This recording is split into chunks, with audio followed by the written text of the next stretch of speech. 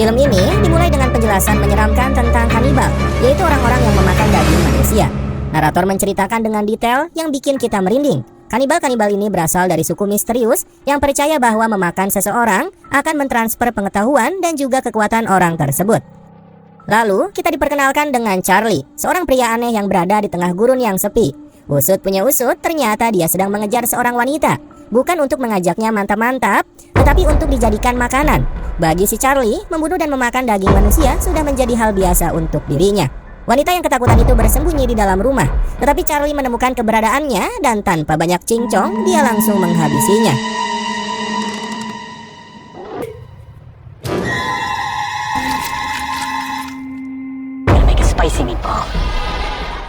Setelah itu, Charlie membuat bakso dari daging wanita tersebut. Dia ingin menciptakan hidangan yang populer di Amerika, yang biasanya dimakan barengan dengan hotdog. Kemudian, Charlie mendirikan sebuah stand kecil di dekat gurun untuk menjual bakso daging tersebut. Tak lama kemudian, datanglah sepasang kekasih yang berhenti di dekat standnya. Wanita yang merupakan seorang vegan berdebat dengan pacarnya. Ia mencoba melarangnya untuk tidak makan bakso daging tersebut. Tetapi sang pria menolak, dia malah meminta Charlie untuk menyiapkan satu porsi untuknya. Sambil menyiapkan hidangan, Charlie bercanda dan melontarkan lelucon. Ternyata, Charlie bercita-cita ingin menjadi seorang komedian terkenal atau seorang stand-up komedi.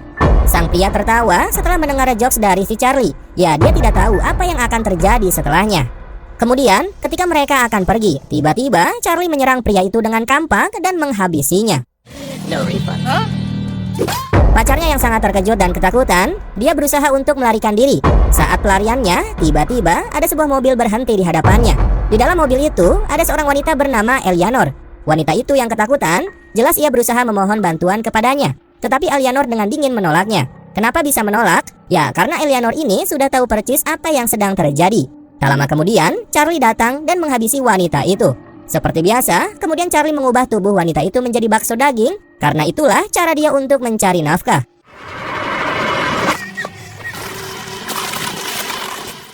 Setelah itu, Eleanor menghampiri Charlie. Dan di sini kita mendapatkan kenyataan yang mengerikan. Ternyata, Eleanor dan Charlie ini adalah teman baik. Itu sebabnya Eleanor tidak menolong wanita sebelumnya.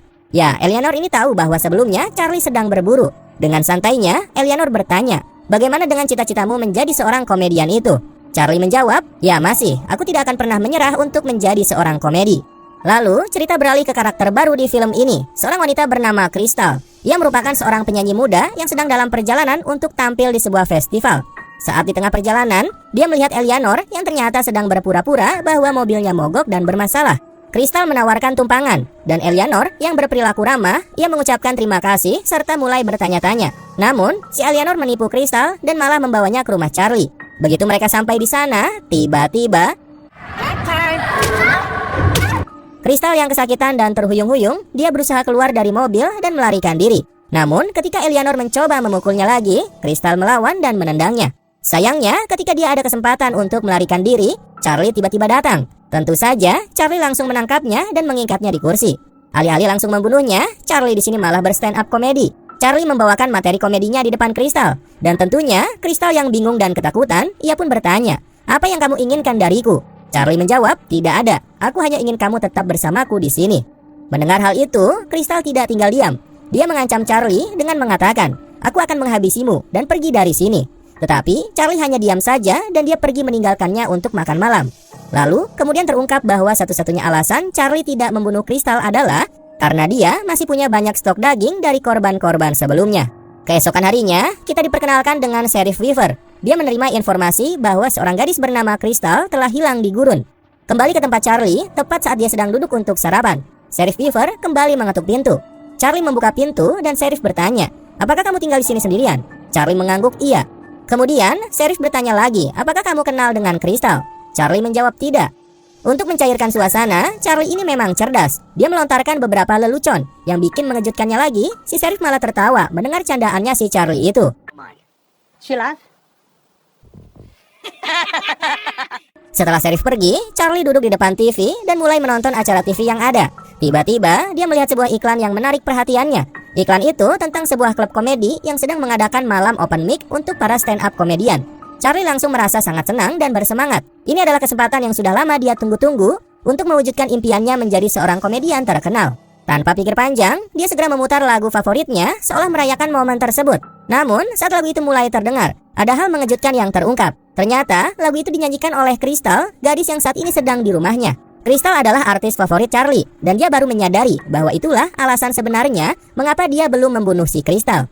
Kemudian, saat Charlie sedang memotong daging yang sudah lama, Eleanor kembali dan dengan santai meminta bakso daging yang terbuat dari Crystal. Namun, Charlie menjawab dengan tegas, belum sekarang.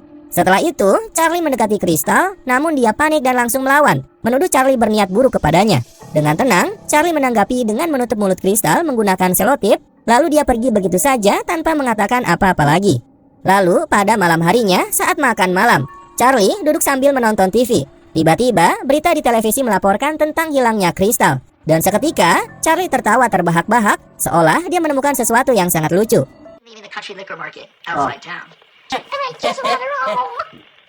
Keesokan harinya, dua pemburu harta karun sedang berada di gurun. Setelah mencari-cari, mereka akhirnya menemukan tempat yang diyakini menyembunyikan harta karun. Namun, mereka sangat terkejut karena peti harta karun itu sudah hilang. Dengan rasa curiga, mereka melihat rumah Charlie yang tepat berada di seberang lokasi tersebut dan mulai mencurigainya. Sementara itu, di dalam rumah, Charlie membuka peti misterius yang telah ia temukan.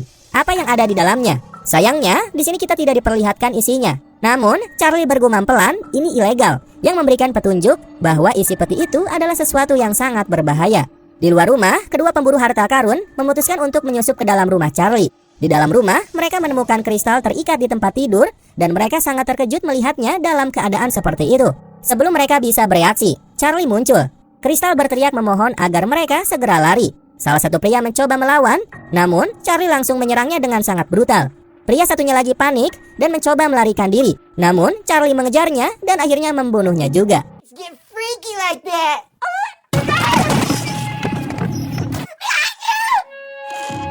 Kemudian, saat memeriksa saku celana pria itu, Charlie menemukan sebuah selembaran untuk klub komedi, yang sama dengan tempat yang dulu ia impikan untuk tampil. Melihat alamat itu, membangkitkan kembali impian Charlie untuk menjadi seorang komedian. Namun, meskipun semangatnya terbakar, dia merasa di dalam hatinya bahwa dia belum siap. Charlie masuk ke dalam rumah dan berdiri di depan cermin, mencoba meyakinkan dirinya bahwa lelucon-leluconnya cukup bagus, bahwa orang-orang pasti akan tertawa dan menikmati penampilannya. Tapi semakin dia melihat dirinya di cermin, semakin dia merasa ragu. Keraguan itu mulai merasuk ke dalam pikirannya, dan rasa percaya dirinya perlahan-lahan mulai retak. Kemudian, Charlie mendekati Crystal dan dengan ragu meminta bantuannya. Meskipun terkejut dengan permintaan yang tiba-tiba itu, Crystal mendengarkan dengan perhatian. Charlie membuka diri tentang impiannya menjadi komedian dan mengakui bahwa dia merasa butuh bimbingan. Crystal menyadari kerentanannya ini. Akhirnya memberikan dukungan. Dia mengingatkan Charlie bahwa tampil di panggung adalah tentang mengambil resiko dan bahwa dia harus berani melangkah meskipun ada ketakutan. Terinspirasi oleh kata-kata Crystal, Charlie mulai mengumpulkan keberanian dalam dirinya. Dengan tekad yang baru, dia pun menuju klub komedi tersebut, siap untuk mengambil langkah besar dalam mewujudkan impiannya. Sebelum pertunjukan dimulai, Sheriff Weaver dan Eleanor datang untuk memberi semangat dan dukungan.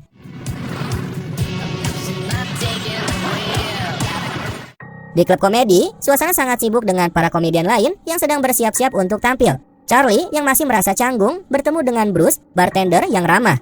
Bruce memberitahunya untuk mengisi formulir pendaftaran agar ia bisa tampil. Dengan sedikit kebingungan, Charlie pun menulis nama panggungnya, Cannibal Comedian.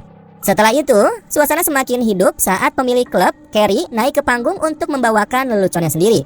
Penonton langsung tertawa terbahak-bahak, menikmati setiap kata yang dia ucapkan. Carrie memang punya kemampuan untuk membuat orang tertawa dengan mudah. Hey, transfer me your lunch money through the Cash App. Yo, technology. Sorry. Setelah penampilan Carrie selesai, kini giliran Charlie untuk naik ke panggung. Dengan perasaan campur aduk antara gugup dan penuh harapan, Charlie melangkah ke depan mikrofon. Dia merasa sedikit cemas, tetapi bertekad untuk mencoba. Setelah beberapa detik yang terasa seperti selamanya, Charlie mulai menceritakan lelucon-leluconnya. Lelucon yang gelap dan aneh, sesuatu yang tak pernah dia bayangkan bisa diterima. Namun, mengejutkannya, para penonton mulai tertawa. Mereka menikmati setiap leluconnya, seolah-olah mereka tahu persis apa yang Charlie coba sampaikan. Bahkan, Carrie, yang dikenal dengan selera humornya yang tajam, tak bisa menahan tawa dan terlihat sangat terhibur. So I was going out with this girl the other night. Cold shoulder. I'm a starving artist. Setelah Charlie selesai tampil, Carrie, yang terkesan dengan penampilannya, menyapanya dengan penuh semangat. Dengan senyum lebar, dia bercanda dan mengundang Charlie untuk tampil lagi minggu depan. Carrie bahkan menyarankan agar dia membawa mayat kali ini, merujuk pada dark jokes-nya Charlie yang cukup ekstrim. Charlie yang tak menangkap lelucon itu menganggapnya serius dan merasa semakin percaya diri.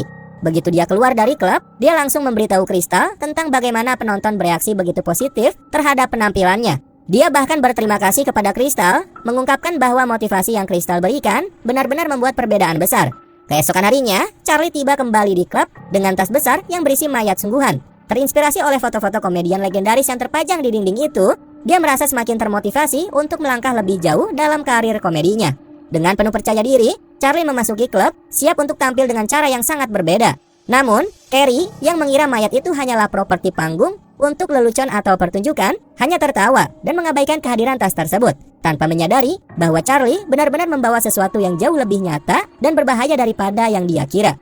Saat Charlie tampil di atas panggung, humornya yang gelap berhasil dengan sempurna dan penonton langsung menyukainya.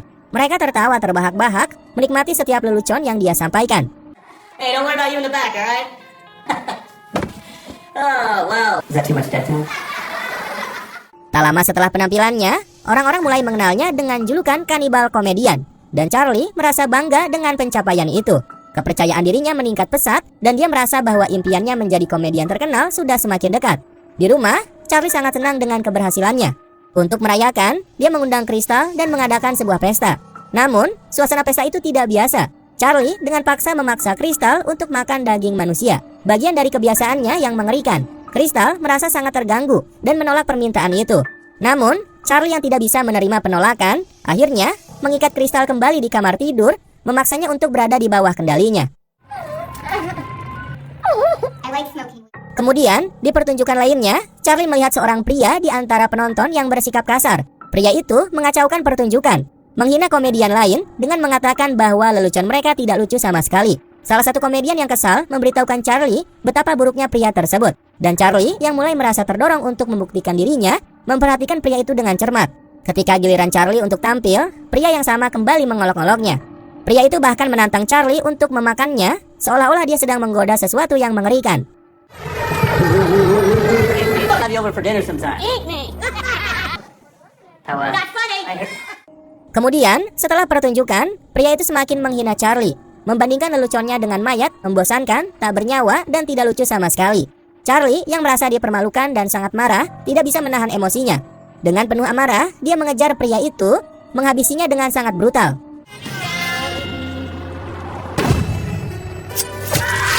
Setelah itu, Charlie mulai menyiapkan properti baru untuk pertunjukannya. Seolah-olah semua itu hanyalah bagian dari lelucon yang lebih besar yang hanya dia yang bisa mengerti. Di pertunjukan berikutnya, lelucon Charlie semakin tajam dan gelap, dan penonton semakin gila. Mereka tertawa lebih keras, seolah-olah setiap kata yang keluar dari mulut Charlie semakin menggugah dan membuat mereka terhibur. Kepercayaan diri Charlie semakin meningkat, dan dia merasa semakin dekat dengan apa yang ia impikan. Semua orang mengenalnya sebagai kanibal komedian, dan ia terus menarik perhatian semua orang dengan pembawaan materi yang semakin ekstrim. Setelah pertunjukan, Carrie, pemilik klub, berbicara dengannya. Saat itu, dia melihat potongan kulit aneh yang mencurigakan di dalam tasnya Charlie. Carrie terkejut, namun Charlie dengan tenang meyakinkannya bahwa itu hanyalah barang palsu dan buatan tangan, bagian dari properti panggungnya. Meskipun Carrie masih merasa curiga, dia penasaran dan mulai bertanya lebih jauh tentang kehidupan Charlie. Ketika Charlie menyebutkan bahwa dia tinggal di daerah gurun yang bernama Distrot, Carrie langsung terkejut. Dia mendengar rumor dari masa kecilnya bahwa daerah itu dulunya adalah rumah bagi para kanibal, tempat yang sangat angker dan penuh dengan kisah-kisah menakutkan. Carrie pun bertanya dengan hati-hati, mencoba memahami lebih jauh bagaimana Charlie bisa membuat materi komedi yang begitu unik tentang kanibal. Charlie dengan tenang mengakui bahwa dia tidak perlu mengarang materinya karena dia memang menjalani itu semua. Carrie tertawa mendengar jawaban Charlie, seolah menganggapnya sebagai bagian dari lelucon. Namun di dalam hatinya, dia merasa cemas. Meskipun dia berusaha untuk mengabaikan perasaan itu, kenyataannya bahwa Charlie begitu percaya diri dengan komedi gelapnya membuatnya terkesan dan sedikit khawatir. Popularitas Charlie yang semakin meningkat membuat suasana di klub semakin berbeda. Dan secara perlahan, Carrie mulai merasakan kecemburuan. Penonton lebih tertarik pada Charlie dan dia mulai merasa tersingkirkan. Coming to the stage is getting kind of a big head about it too. I don't like people.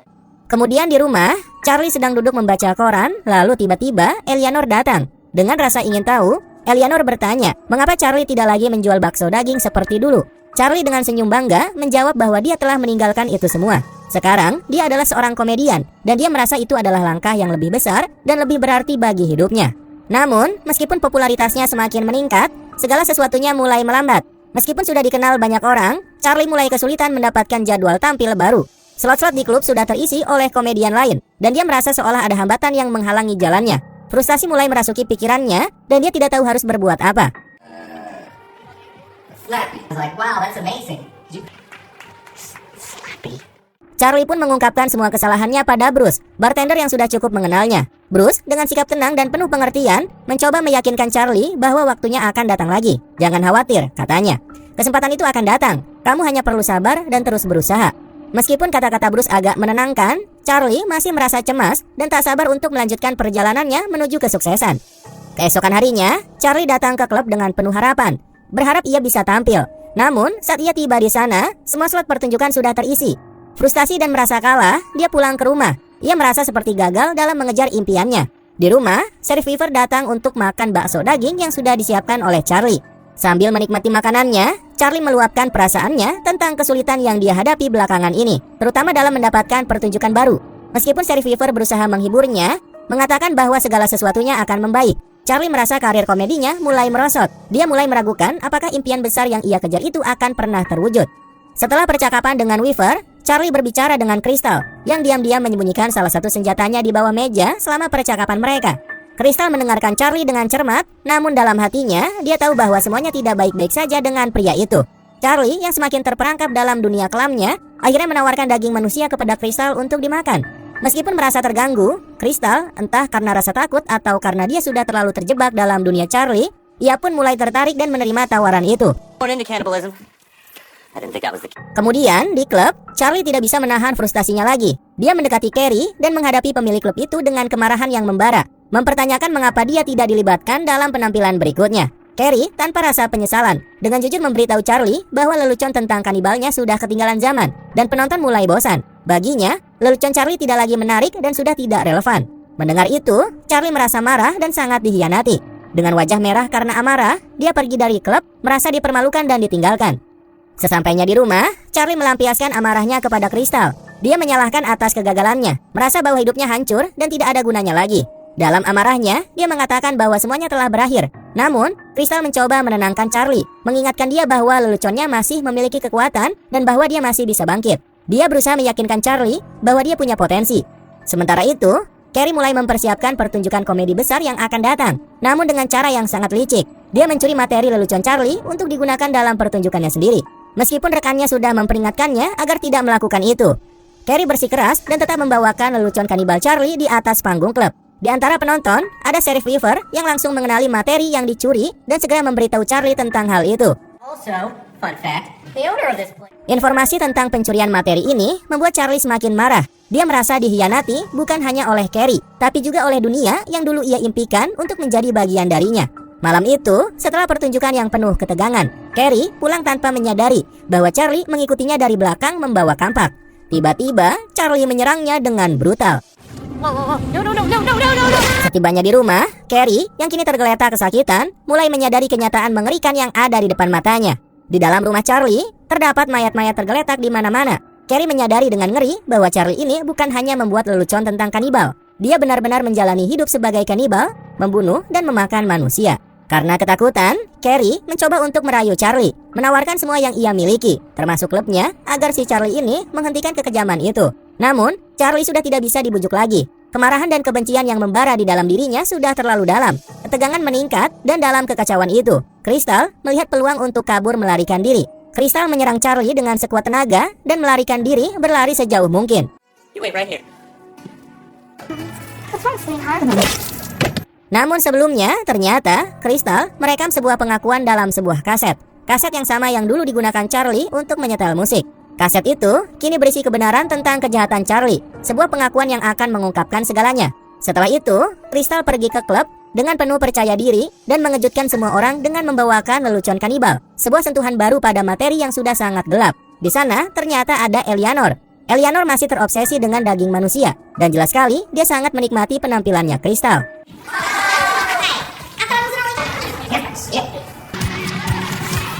Sementara itu di sisi lain, Sheriff Weaver tiba di rumah Charlie. Lalu dia menemukan Carrie yang terluka parah. Carrie memohon bantuan kepadanya. Namun, Weaver yang telah melihat begitu banyak kekerasan dan kegilaan dalam hidupnya, ia pun menolak untuk campur tangan. Beberapa saat kemudian, Charlie kembali dan langsung saja menghabisi Carrie dengan brutal.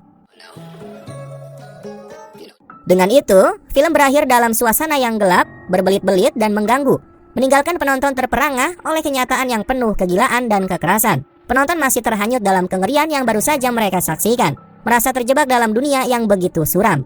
Namun, sebelum kredit bergulir, film ini memberikan petunjuk bahwa ceritanya belum berakhir. Di layar, muncul sebuah tampilan singkat yang menggambarkan kilasan dari kejadian-kejadian yang belum terungkap, serta petunjuk baru yang mengarah pada kemungkinan sequel selanjutnya. Dan kemudian, film ini pun selesai. Oke Sobat Santuy, itulah alur cerita film Kanibal Komedian. Ya, bagaimana menurut kalian tentang film ini? Tulis pendapat kalian di kolom komentar ya. Mungkin itu saja penjelasan dari gua. Mohon maaf apabila ada kesalahan kata maupun isi video. Warung Santuy pamit, dan jangan lupa untuk tetap santuy.